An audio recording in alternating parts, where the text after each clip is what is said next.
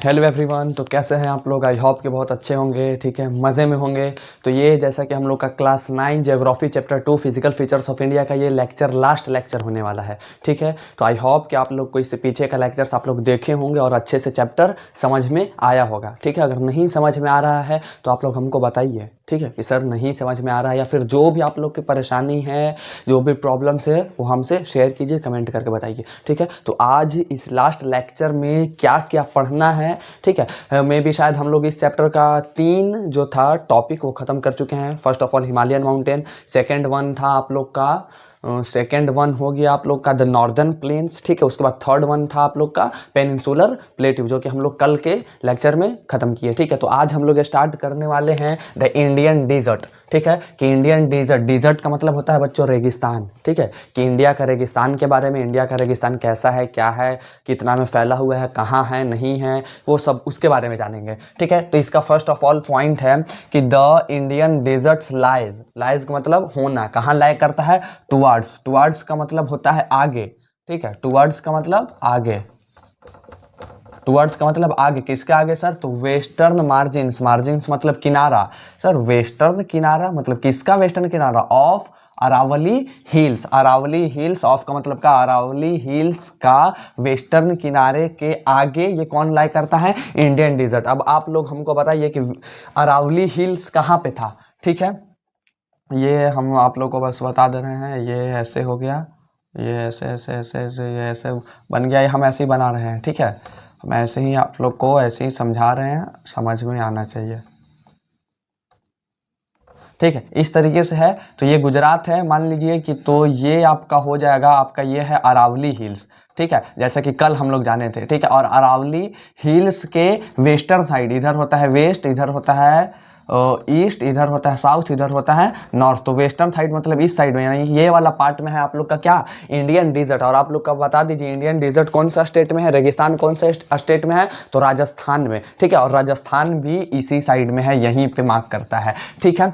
I hope ये first point आप लोग को समझ में आया होगा। सेकेंड वन है कि द रीजन मतलब इलाका, रीजन का मतलब होता है इलाका, ये डिजर्ट का इलाका, रेगिस्तान का इलाका रिसीव्स, क्या रिसीव करता है सर? क्या यहाँ पे होता है? तो वेरी लो रेनफॉल, ठीक है, मतलब बहुत कम बारिश। रेनफॉल का मतलब बारिश, बहुत कम बारिश। कितना सर? तो बिलो का मतलब होता है कम, 150 मिलीमीटर पर ईयर, मतलब एक साल में 150 मिलीमीटर से भी कम बारिश होता है यहाँ पे, सोचिए। इसीलिए यहाँ इतना ज़्यादा गर्मी, और यहाँ की जो ज़मीन है वो एरिड होता है। एरिड मतलब बंजर ज़मीन, सूखा हुआ ज़मीन, ठीक है। और यहाँ पे वेजिटेशन वगैरह प्लांटिंग करना, क्या बोलते हैं, एग्रीकल्चर करना बहुत ही ज़्यादा मुश्किल होता है, बहुत ज़्यादा मुश्किल होता है यहाँ पे, बिकॉज की पानी ही नहीं है कि नहीं? पानी ही नहीं है यहाँ पे, समझे।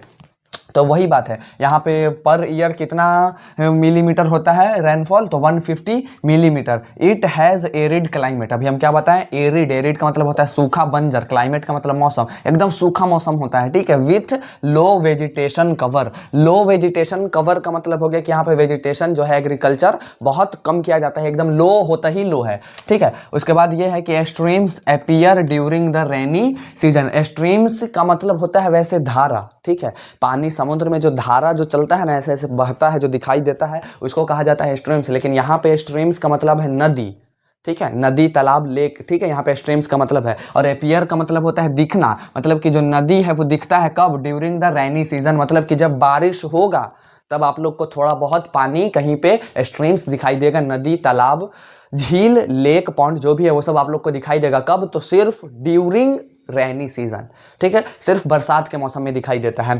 After that Luni, Luni is a river, ठीक है। Luni is the only large river in this region, मतलब ये जो इंडियन डेजर्ट रीजन है, ये जो इंडियन डेजर्ट है, इसमें मात्र एक रिवर है, एक बड़ा रिवर है। और कौन है वो? लूनी। कौन है? लूनी, ठीक है। कोई पूछेगा कि हमारे इंडियन डेजर्ट में कौन सा एक रिवर है, ठीक है, ऑप्शन में रहेगा नर्मदा, लूनी, कृष्णा, महानदी। तो आप लोग को क्या टिक करना है? लूनी, ठीक है, लूनी होता है। उसके बाद यहाँ पे लिखे हैं कि बरचंस, बरचंस का मतलब होता है क्रिसेंट शेप्ड। अब क्रिसेंट शेप्ड क्या होता है? तो आधा चांद, ठीक है, आधा चांद शेप को कहा जाता है क्रिसेंट, ठीक है, क्रिसेंट शेप्ड डून्स। अब ये सर डून्स क्या है? डून्स का मतलब होता है कि आप लोग रेगिस्तान में देखे होंगे कि मिट्टी बालू ऐसे ऐसे बना हुआ रहता है, ऐसे इधर से बना, इधर से बना, इधर से बना, और कभी कभी ऐसे सीधा भी रहता है, ऐसे सीधा सीधा ऐसे ऐसे चल रहा है। हम यहाँ पे पिक्चर पेस्ट कर देंगे, ठीक है। क्रिसेंट इसका बर्चन्स का भी जो क्रिसेंट शेप्ड का होता है डून्स, उसको कहा जाता है बर्चन्स, और एक और होता है लॉन्गिट्यूडनल डून्स। हम बारी बारी से यहाँ पे दोनों पिक्चर पेस्ट कर देंगे, ठीक है, देख के समझ लीजिएगा आप लोग। तो वही होता है। अब यहाँ पे आता है नेक्स्ट पॉइंट। ये पॉइंट खत्म हो गया, इंडेड डिजर्ट, बहुत छोटा सा टॉपिक था, ये टॉपिक ही खत्म हो गया, ठीक है। उसके बाद है नेक्स्ट टॉपिक, वो है आप लोग का द कोस्टल प्लेन्स, ठीक है। कोस्टल प्लेन्स का मतलब होता है ये एरिया, ये आपका पेनिनसुलर प्लेट्यू, ठीक है, ये जो एरिया है ना साइड का एरिया, इसी को कहा जाता है कोस्टल प्लेन, ठीक है। ये सब एरिया है कोस्टल प्लेन, प्लेन का मतलब जमीन। यहाँ पे फर्स्ट पॉइंट है कि the peninsular plateau is flanked, flanked का मतलब होता है घिरा हुआ। क्या होता है? घिरा हुआ। फ्लैंक्ड मीन्स घिरा हुआ। ये किस चीज से पेनिनसुलर प्लेट्यू घिरा हुआ है? पेनिनसुलर प्लेट्यू मतलब ये वाला पार्ट, इंडिया का southern most part, south part.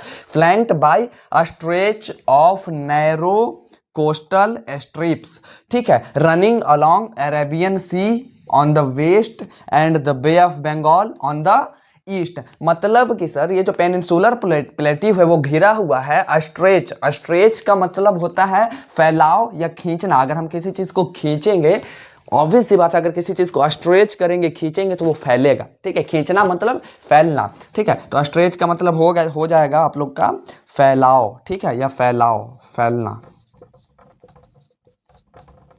ठीक है। फैलना किस चीज सर? नैरो। नैरो का मतलब होता है बहुत पतला, ठीक है। क्या सर? तो कोस्टल स्ट्रिप्स। कोस्टल स्ट्रिप्स का मतलब हो गया एकदम पतली जमीन, ठीक है, जमीन की पट्टी एकदम, ठीक है, पट्टी से ये घिरा हुआ है। कौन घिरा हुआ है? तो पेनिनसुलर प्लेट्यू। रनिंग, किधर रनिंग करता है? अलोंग। अलोंग का मतलब होता है साथ में, ठीक है। किसके साथ में? तो Arabian sea on the west. अब जो वेस्ट में है, इस साइड में, इस साइड में क्या है? अरेबियन सी ही तो है, ये वेस्ट हो गया और ये ईस्ट हो गया। वेस्ट में अरेबियन सी और ईस्ट में bay of Bengal. Arabian sea on the west and bay of Bengal on the east, ठीक है। ईस्ट में बे ऑफ बंगाल हो गया और वेस्ट में अरेबियन सी हो गया। उसके बाद ये पॉइंट है कि द वेस्टर्न कोस्ट, ठीक है। वेस्टर्न कोस्ट का मतलब हो गया ये वाला पार्ट, ठीक है। यहाँ पे जो जमीन है इसको वेस्टर्न कोस्ट कहा जाता है और इसको कहा जाता है ईस्टर्न कोस्ट, ठीक है। द वेस्टर्न कोस्ट सैंडविच्ड, ठीक है। सैंडविच का मतलब होता है बीच में फंसा हुआ। किसके बीच में फंसा हुआ है बच्चों? ये कोस्टल, ये जो है वेस्टर्न कोस्ट, तो between the western Ghats and Arabian sea. यहाँ पे जो है वेस्टर्न घाट और Arabian sea, sorry for that. अभी हम आप लोग को क्या बताएं कि ये जो पार्ट है ये है आपका वेस्टर्न कोस्ट। नहीं बच्चों, ये जो लाइनिंग है, ये जो किनारा होता है ना, ये पेनिनसुलर प्लेट्यू का, ये कोस्ट होता है। और ये जो बगल में जो हम जमीन ऐसे बनाए हैं, ये होता है आप लोग का घाट, ठीक है, वेस्टर्न घाट। यानी कि कहने का मतलब है कि जो वेस्टर्न कोस्ट है, ये वाला पार्ट जिसको अभी हम ब्लू से कर रहे हैं, ठीक है, देखिए इसको फिर से बनाते हैं, आप लोग को अच्छे से समझ में आएगा। वेस्टर्न कोस्ट, ठीक है, ये जो जमीन आप लोग को दिखाई दे रहा है और यहाँ पे ये क्या है? ये है वेस्टर्न घाट और इधर क्या है? अरेबियन सी। ये जो पार्ट है ये अरेबियन सी और ये वेस्टर्न घाट के बीच में है कि नहीं? बीच में फंसा हुआ है, बीच में है, ठीक है। तो अरेबियन सी, ठीक है, इज अ नैरो प्लेन, ठीक है। ये जो है वेस्टर्न कोट्स, ये चीज, ये है एक नैरो प्लेन है। प्लेन का मतलब होता है जमीन, ठीक है। नैरो मतलब पतला, एकदम पतला। यहाँ पे ज्यादा चौड़ा, ज्यादा वाइडली जमीन नहीं है, पतला जमीन है, ठीक है। It consist of 3 section. इसके अंदर 3 सेक्शन होता है। ये जो वेस्टर्न कोस्ट है इसमें 3 पार्ट होता है। ये एक ऊपर में होता है नॉर्थ, एक बीच में होता है और एक नीचे की तरफ साउथ में होता है। वो क्या क्या होता है, क्या क्या नाम है, वो भी आगे हम लोग बताते हैं, ठीक है। तो इसको स्क्रीनशॉट लीजिए, ले लिए। आई होप कि आप लोग को यहाँ तक तो समझ में आया होगा, ठीक है। आया समझ में? बहुत गौर से वीडियो को, लेक्चर को देखिएगा, सुनिएगा, समझिएगा, ठीक है। आया समझ में? बिल्कुल, चलिए, वेरी गुड। तो अब इसके आगे क्या है कि ये जो वेस्टर्न कोस्ट था, वेस्टर्न कोस्ट में ये 3 पार्ट है, नॉर्थ में और बिटवीन, बीच में और नीचे साउथ की तरफ। वो तीनों पार्ट्स को क्या क्या कहते हैं? और ईस्टर्न का कोस्ट, ईस्टर्न कोस्ट में भी पार्ट्स हैं, उसको क्या क्या कहा जाता है, ठीक है। तो उसको भी अब हम लोग देख लेते हैं। तो इसको अब इरेज करके हम लिख रहे हैं। हाँ बच्चों, तो अब हम लोग देख ले रहे हैं कि वेस्टर्न पार्ट का जो 3 सेक्शन था वो कौन कौन है, ठीक है। तो यहाँ हम लिखे हैं पॉइंट सबसे पहले कि the northern part of the western coast, मतलब वेस्टर्न कोस्ट का नॉर्दर्न पार्ट, वेस्टर्न कोस्ट ये वाला, इसका नॉर्दर्न पार्ट मतलब ऊपर, ऊपर होता है नॉर्थ, नीचे होता है साउथ, मतलब ऊपर वाला पार्ट ये, इसको क्या कहा जाता है, इज कॉल्ड कोनकान। ठीक है, क्या कहा जाता है, कोनकान कहा जाता है। इसको क्या कहा जाता है, इसको कहा जाता है कोनकान। ठीक है, और ये कहाँ पे लाया करता है, तो मुंबई और गोवा में लाया करता है। कौन सा पार्ट, तो कोनकान प्लेन या कोनकान कोस्ट कह सकते हैं। 3 सेक्शन में वेस्टर्न कोस्ट को डिवाइड किया गया है। उसके बाद है द सेंट्रल स्ट्रेच, मतलब बीच में जो फैला हुआ है, is called the Kannada plain. ठीक है, ये जो बीच में है उसको कहा जाता है कन्नड़ प्लेन, KANNAD। ठीक है, कन्नड़ प्लेन। उसके बाद वाइल का मतलब होता है जबकि southern stretch of refer to as the Malabar coast, और जो साउथर्न है, जो सबसे नीचे वाला है, उसको कहा जाता है मालाबार कोस्ट। समझे, इसको कहा जाता है मालाबार कोस्ट। कोई पूछेगा कि वेस्टर्न कोस्ट को कितने पार्ट में डिवाइड किया गया है, तो 3 सेक्शन में डिवाइड किया गया है। ठीक है, कितने सेक्शन में, 3 सेक्शन में किया गया है। नॉर्थ में कौन सा है, तो नॉर्थ में है आपका कोनकान, और बीच में कौन सा है, तो कन्नड़, और नीचे साउथ में कौन सा है, तो साउथ में है आप लोग का मालाबार कोस्ट या मालाबार प्लेन। ठीक है, अब देखिए आगे ये पॉइंट है कि the plains along the bay of Bengal, मतलब कि वो प्लेन, अलोंग का मतलब होता है साथ में, किसके साथ में है, बे ऑफ बंगाल में। अब बे ऑफ बंगाल इधर है।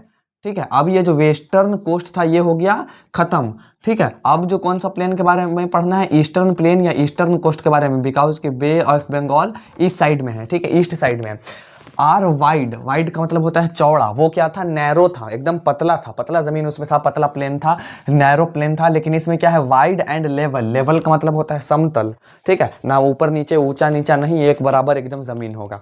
ठीक है, उस तरीके से। इन द नॉर्दर्न पार्ट, ठीक है, इसका नॉर्दर्न पार्ट क्या है, तो it is refer to as northern Circar. ठीक है, नॉर्दर्न सिरकार मतलब ये जो पार्ट है यहाँ पे, ये जो पार्ट है इसको कहा जाता है नॉर्दर्न सिरकार।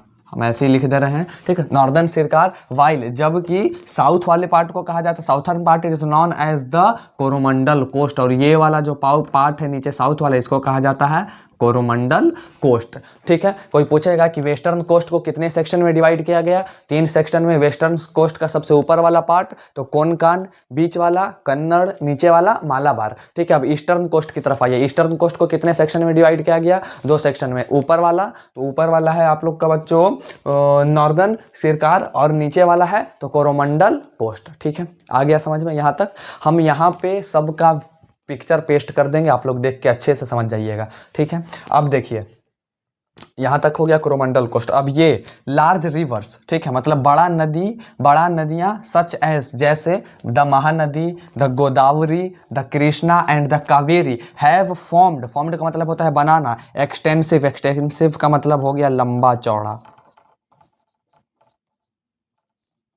ठीक है, लंबा चौड़ा। डेल्टा का मतलब क्या होता है, तो डेल्टा का मतलब होता है, अब देखिए जमीन।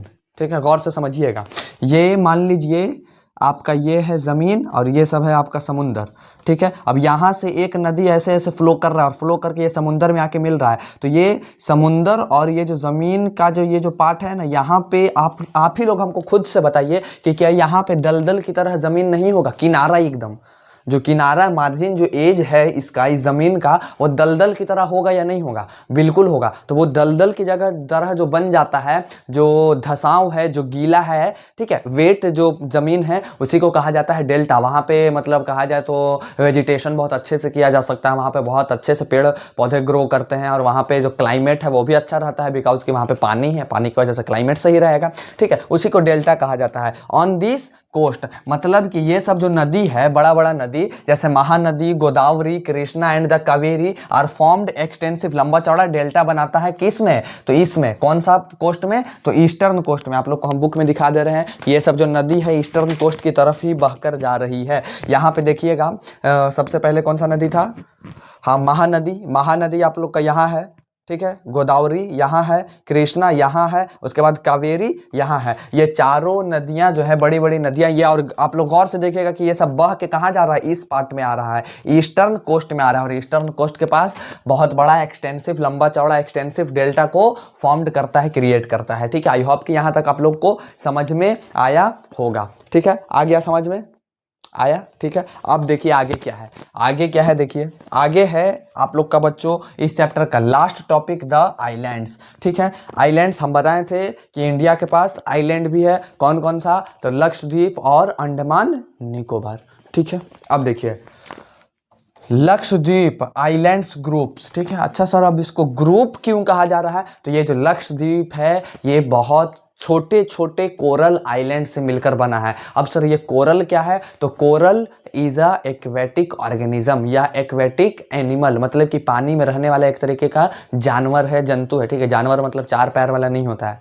ठीक है, human is also organism animal, समझ रहे हैं। हाँ, आप लोग साइंस में बायोलॉजी में पढ़े होंगे, हम पढ़ाएंगे जब बायोलॉजी तो ये चीज़ भी बता देंगे। ठीक है, तो हाँ वो एक तरीके का एनिमल होता है, और उसी से, और वो इस तरीके का एनिमल है, लगता है कि मिट्टी है।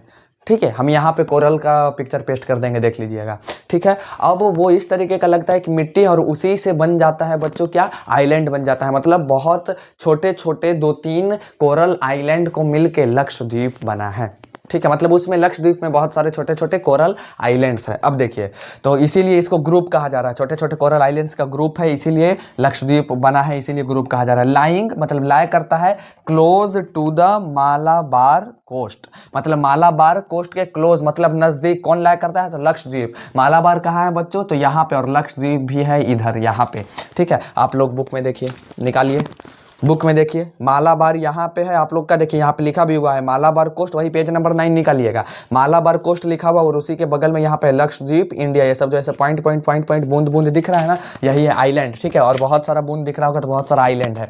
ठीक है, मालाबार कोस्ट ऑफ केरला, और ये जो मालाबार कोस्ट है कौन सा स्टेट में है, तो केरला में। ये जो मालाबार कोस्ट जहाँ पर है, यहाँ पे इस एरिया में कौन सा स्टेट है, इस एरिया में, नीचे वाले एरिया में कौन सा स्टेट है, वेस्टर्न कोस्ट के सबसे साउथ पार्ट में। ठीक है, ये वेस्टर्न कोस्ट के साउथ पार्ट में, साउथ नीचे नीचे पार्ट में कौन सा स्टेट है, तो केरला है, और केरला में ही मालाबार कोस्ट आता है। ठीक है, this group of islands is composed of small coral islands. ठीक है, ये जो ग्रुप आइलैंड का जो ग्रुप बना है, ये जो लक्षद्वीप, ये किस चीज से बना है, composed का मतलब होता है बनना, बना है किस चीज से, तो स्मॉल कोरल आइलैंड्स। और कोरल क्या होता है वो सब हम आपको बता चुके हैं, कोरल आइलैंड क्या होता है वो सब बता चुके हैं। ठीक है, कोरल आइलैंड्स। उसके बाद है अर्लियर, अर्लियर का मतलब होता है पहले, पहले दे वेयर नॉन एज, पहले हम लोग इसको जानते थे लैकाडाइव, मिनिकोय एंड एमिन डाइव के नाम से। मतलब कि बच्चों लक्षद्वीप जब ये आइलैंड का नहीं नाम था, उससे पहले 3 छोटे छोटे आइलैंड थे, कौन कौन, तो लैकादीव, मिनिकोव एंड एमिन डाइव। ठीक है, ये तीनों मिल गए हैं और एक लक्षद्वीप बना है। अब ऐसा नहीं है कि ये तीनों अब नहीं है, लक्षद्वीप हो गया, नहीं, लक्षद्वीप आइलैंड पे आप जाइएगा तो ये तीनों आइलैंड भी आप लोग को देखने के लिए मिलेंगे, लेकिन ये तीनों को मिलाकर एक नाम दे दिया गया है, क्या, island, Lakshadweep island, sorry for that, island नहीं, लक्षद्वीप आइलैंड नाम दे दिया गया है। ठीक है, आई होप कि यहाँ तक आप लोग को समझ में आया होगा। अब ये आइलैंड का 3-4 छोटा छोटा पॉइंट्स और बच रहा है, तो उसको भी अब हम लोग जल्दी से खत्म करते हैं, जल्दी से एंड करते हैं, देखते हैं, समझते हैं, पढ़ते हैं। ठीक है, हाँ बच्चों, तो अब ये लास्ट बोर्ड है, अब हम लोग इसको लास्ट है, इसको पढ़ लेते हैं, इसको समझ लेते हैं कि क्या लिखे हैं हम। ठीक है, तो यहाँ पे लिखे हैं कि it covers a small area of 32 square kilometre. कौन कौन, लक्षद्वीप। ठीक है, कोई पूछेगा कि लक्षद्वीप एरिया कितने एरिया में फैला हुआ है, स्ट्रेच है, तो 32 किलोमीटर स्क्वायर। ठीक है, 32 किलोमीटर स्क्वायर, 32 स्क्वायर किलोमीटर। ठीक है, उसके बाद लिखे हैं ये पॉइंट कि Kavaratti island is the capital of Lakshadweep, मतलब लक्षद्वीप जो आइलैंड है उसका कैपिटल क्या है, तो कावारती आइलैंड। ठीक है, अच्छा सर कावारती आइलैंड क्यों कहा जा रहा है, तो आइलैंड का कैपिटल ऑब्वियस सी बात है आइलैंड ही होगा। ठीक है, कैपिटल का मतलब क्या होता है, मान लीजिए ये है लक्षद्वीप, ठीक है, लक्षद्वीप है, और इसी में होगा कावारती, तो कावारती भी तो उसी में है, आइलैंड में ही है, ठीक है। तो आइलैंड मान लीजिए, सपोज कीजिए एक एलियन का जो बेटा है वो भी एलियन ही होगा, इंसान तो होगा नहीं। तो वही यहाँ पे भी आइलैंड के अंदर जो है, आइलैंड में ही कोई चीज़ है तो वो भी आइलैंड ही होगा, ठीक है। तो ये भी इसीलिए लिखा गया है कावारती आइलैंड, ठीक है। अब यहाँ पे अब जो दूसरा जो इंडिया के पास आइलैंड है वो है अंडमान एंड निकोबार आइलैंड, ठीक है। Andaman and Nicobar island, they are bigger in size. ये क्या है, अंडमान एंड निकोबार बिगर है, बड़ा है साइज में, and are more numerous and scattered, ठीक है। मोर न्यूमेरस का मतलब हो गया कि मोर का मतलब ज़्यादा, न्यूमेरस मतलब नंबर, ज़्यादा संख्या में, ज़्यादा नंबर में ये है, और स्कैटर्ड का मतलब हो जाएगा बच्चों कि ये they are bigger in size and are more numerous and scattered, ठीक है। मतलब ये ज़्यादा नंबर में है और ये ज़्यादा बिखरा हुआ है, फैला हुआ है, ठीक है। ऑब्वियसली बात है, बड़ा है तो ज़्यादा बिखरा हुआ होगा, ज़्यादा फैला हुआ होगा। अब देखिए, अब उसके बाद ये पॉइंट है कि द इंटायर ग्रुप, इंटायर का मतलब होता है पूरा, ठीक है। पूरा ग्रुप जो है ऑफ आइलैंड, ये आइलैंड का, अंडमान निकोबार का पूरा ग्रुप को सर डिवाइड किया गया है इनटू 2 कैटेगरीज, ठीक है, 2 ब्रॉड कैटेगरीज। कौन कौन सा, अंडमान इन द नॉर्थ, ठीक है। इसका अगर आप लोग देखिएगा इस साइड में, रुकिए हम बुक में दिखा रहे हैं, यहाँ ईस्ट में देखिएगा तो ये इस तरीके से बनाया हुआ है, इस तरीके से ये ऐसे नीचे आता है, समझे, इस तरीके से नीचे आता है। तो जो नॉर्थ में ऊपर वाला जो पार्ट है इसको कहा जाता है अंडमान, और ये जो नीचे वाला पार्ट है इसको कहा जाता है निकोबार, ठीक है। और ये दोनों मिलकर बन गया अंडमान निकोबार, ठीक है। तो वही लिखा हुआ है कि अंडमान इन द नॉर्थ, ठीक है। नॉर्थ मतलब ऊपर में होता है Andaman, and the Nicobar in the south, south मतलब नीचे। उसके बाद ये पॉइंट है, लास्ट पॉइंट है कि these islands lie close to the equator. अब ये इक्वेटर के नज़दीक कैसे लाई करता है, कैसे है, तो ये है आप लोग का अर्थ, ये है इक्वेटर, और इंडिया है बच्चों यहाँ पे, ठीक है। तो इंडिया यहाँ है और ये जो आइलैंड है ये यहाँ पे है, तो ऑब्वियसली बात है ये इक्वेटर के नज़दीक है, ठीक है। तो इसीलिए कहा जा रहा है and experience equatorial climate. Equatorial climate का मतलब हो गया बहुत अच्छा वेदर, मौसम जो है, क्लाइमेट जो है वो बहुत अच्छा है, ठीक है। ना ज़्यादा गर्मी ना ज़्यादा ठंडा, एकदम मस्त सुहाना मौसम है, अच्छा लग रहा है, ठीक है। Climate and has thick forest cover, और इसी की वजह से, अच्छा क्लाइमेट होने की वजह से, और यहाँ पे बारिश भी होती होगी तब क्लाइमेट मॉडरेट है, अच्छा है, सही है, ठीक है। इसकी वजह से थिक फॉरेस्ट कवर, बहुत ज़्यादा घना जंगल भी है इसमें कौन सा ग्रुप अभी हम लोग पढ़ रहे हैं, Andaman and Nicobar island group में बहुत जंगल भी है, घना जंगल भी है, थिक फॉरेस्ट कवर भी है, ठीक है। तो ये चैप्टर होगी आप लोग का पूरा एंड, यहीं पे लिख दे रहे हैं, इरेज नहीं करेंगे, द एंड, ठीक है। ये चैप्टर को अब आप लोग सब कर दीजिए, हम भी कर देते हैं, टाटा बाय बाय, ठीक है। ये चैप्टर हो गया आप लोग का ख़त्म। आई होप कि आप लोग को ये पूरा चैप्टर समझ में आया होगा। अगर समझ में नहीं आया है तो कमेंट करके बताइए कि सर समझ में नहीं आया, ठीक है। तो अब हम लोग नेक्स्ट लेक्चर में चैप्टर 3 ड्रेनेज के बारे में पढ़ेंगे, ठीक है। वो भी बहुत ईजी सा चैप्टर है, जिस तरीके से हम लोग 2 चैप्टर को गर्दा उड़ा दिए, फोड़ के रख दिए एकदम पढ़ के, ठीक है। तो उसी तरीके से आगे का भी चैप्टर्स को हम लोग मज़े में पढ़ेंगे, ठीक है। तो अब हम लोग मिलेंगे नेक्स्ट पार्ट में, तब तक के लिए ऑल द बेस्ट। अगर मेरा वीडियो पसंद आया हो तो लाइक कीजिए, कमेंट कीजिए, शेयर कीजिए और सब्सक्राइब कीजिए, ठीक है। फिर से हमको बोलना पड़ा, क्या आप लोग भी यही कराते हैं हमसे, चलिए कोई नहीं। तो अब हम लोग मिलेंगे नेक्स्ट पार्ट में, नेक्स्ट चैप्टर के साथ, नेक्स्ट लेक्चर के साथ, फिर से फोड़ने के लिए, फिर से गर्दा उड़ाने के लिए। तब तक के लिए ऑल द बेस्ट, बाय।